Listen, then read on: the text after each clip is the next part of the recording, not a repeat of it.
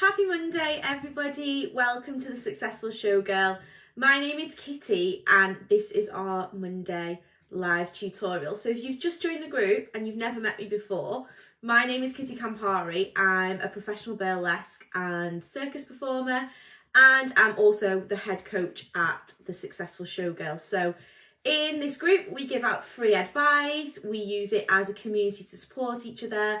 And then we also have options where you can step up your mentorship and either take one-to-ones with us, or you can join our membership and have extra just extra support to push you along your performing journey. So today we are going to be talking about stepping out of your comfort zone. So if you're watching this on YouTube, please like and subscribe. If you're watching it in the Facebook group, if you head over to the YouTube channel as well and you like and subscribe there, then you'll get notified every Monday when I pop on our tutorials. So you'll always get to see the tutorials first. So today is stepping out of our comfort zone. So for a lot of us, the idea of stepping out onto a stage for the first time is super scary. Yeah, that is totally normal. And whenever I ask a question in this group, a lot of people, I always ask what is stopping people from becoming the performer that they want to be. And a lot of people say they're not much confidence, which is a big one, which all ties into this. Some people say scared of getting on stage. Some people say they're getting in their own way because they don't feel like they can do it and things like that. And that is all a little bit of fear surrounded stepping outside of your comfort zone. So first of all, you need to know that I get scared stepping out on a stage. That is totally normal. I didn't decide to be a performer one day and then just step onto a stage and I was never petrified. That's just not how it works. Everybody who is a current professional performer, no matter what level, has at some point been so terrified of getting on a stage, but they've just done it anyway, okay? So they are no different from you. We are all exactly the same. The only difference is some people allow that fear to dictate what they do and some people don't. Some people step into that fear, feel it anyway, and just do it, and appreciate that sometimes you're going to fail, and that's okay, and you're going to learn lessons from it. Other people, however, who haven't done that yet, are often terrified of failure and think that failure is a bad thing, and actually, failure is a really good thing. The more you fail, the more success you achieve, the more you learn, the better you get.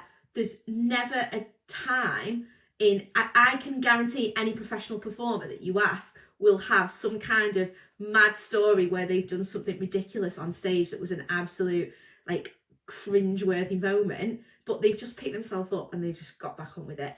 It happens, that's normal. So I wanted to talk a little bit about fear, like where it comes from and things like that, stage fright and all that kind of stuff, and how we can try and overcome that. So first of all, fear is not a bad thing. Fear is a good thing. Fear is left over from primitive times. It's a primitive reflex, if you will, where it helps us to stay safe. We have this fight, flight or freeze response, don't we? So when we're scared of something, we panic and we get all anxious, and then we decide we're either going to fight, we're going to run off, or we're just going to stay still.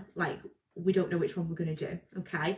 That is totally normal, but sometimes it's completely, how can I say, it's overly present when in modern day things. So for example, years ago when we were living in caveman times, we would have had that so that we didn't get eaten by something, or we didn't get attacked or whatever. And that's a really useful response, isn't it? If that's what you're coming up with, that's your fear, that's exactly what you need. However, if your fear is just stepping on a stage, you still feel that fear as if it would be something going to attack you. It's the same feeling of fear, even though it's not the same level of danger that you're in at all. So it's just learning how to process that fear and how to step into it and use it to your advantage. I like that. Amy's just put, fear is excitement in disguise. And it is, isn't it? We've all had that like when you go in a roller coaster and you have that like fear up to the top, and then when you've gone down it, like you just feel the adrenaline rush, don't you? And it's kind of the same when you step on stage. It's petrifying until that moment when you've stepped out there, and then you get that adrenaline rush afterwards and you're totally buzzing all the way home after a show. It's the same thing. So I want us to stop trying not to feel fear.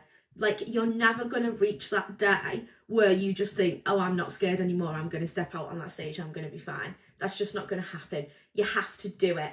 And if you want to build confidence in anything, basically, you need to do it more. So if you're thinking, right, well, I'm going to wait until I'm more confident and then that's the day that I'll step out on stage, that's not what's going to happen. Your confidence comes with, one, knowledge about something. So the more you practice something, or the more knowledge you get surrounding that, and experience. So if you're waiting till the day that you feel that confidence, it's not going to come without the experience. It's kind of like the chicken and the egg thing. You have to do one before the other, and sometimes you've just got to feel the fear and get the experience before that confidence comes. For example, I used to be like terrified of heights and stuff like that, like really terrified of heights.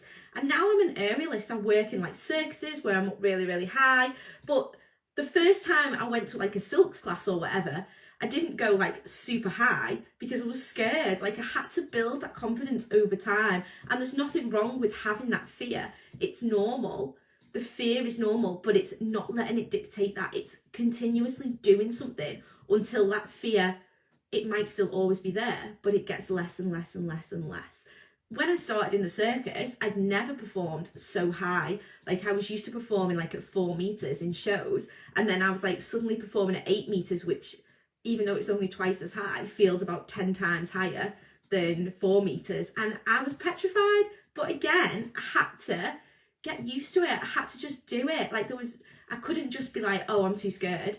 I had to be like, right, well, I'm going to do it at 5 meters, then 6 meters, then 7 meters, until I was at 8 meters. And I wasn't even thinking about it. I was like just doing it normal. Now, if I had to go back and do that again, I probably would be scared the first time I did it, because I've not done anything that high since. But I would have to build that up. I would have to appreciate that I am going to be a bit scared, and that's okay.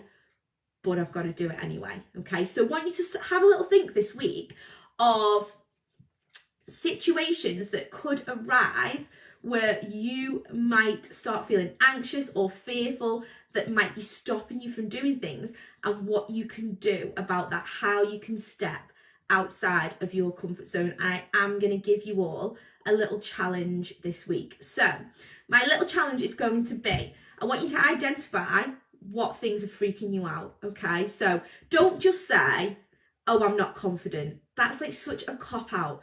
What are you not confident in? You have to be specific. If you're feeling unconfident, is it that you're not confident in your body? Is it that you're not confident in your ability to remember a routine? Is it that you're not confident in your skills as a performer and you feel like you need more lessons? You need to sit your bum down and think about exactly what the specifics are of not feeling confident, or what you're nervous about, and create a plan. What can you do? What small tiny thing can you do to step outside of your comfort zone once a week? Okay, and I used to do this all the time. I used to have like a big thing where every few weeks I'd do something that absolutely terrified me to step outside of my comfort zone.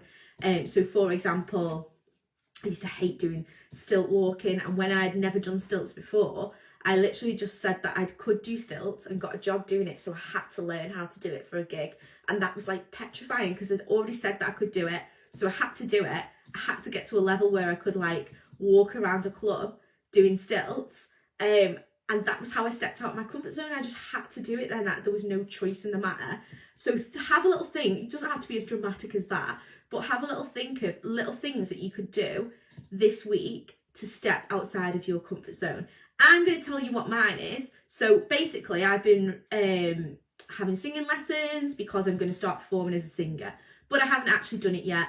My singing teacher keeps nagging me and saying, when are you going to get your arse in gear and start booking some gigs? But not listening to my own advice like I'm giving you guys all the time. I've just been procrastinating. So this week, My stepping out of my comfort zone thing is I'm going to record me singing and I'm going to put that on my social media for all to see, and I will put it in this group as well, because that is not something I'm comfortable with. Even though I'm always up performing in front of people, singing something very different for me. Like, that is my out of my comfort zone, but it's something that I need to get over. I've got to stop this whole and don't feel comfortable doing it. So this week, that is my thing. I am going to post it on my social media at some point this week and step out of my comfort zone. So for you guys, I want you to think what you're going to do, and I want you to pop underneath on this post what your thing you're going to do to step out of your comfort zone is going to be. When you write it down and you put it in the public domain, it holds you accountable. So now I can't back out and not do it because I've just told you all that I'm doing it. Yeah, I'm now accountable. I've held myself accountable, and I'm sure you guys are going to hold me accountable too.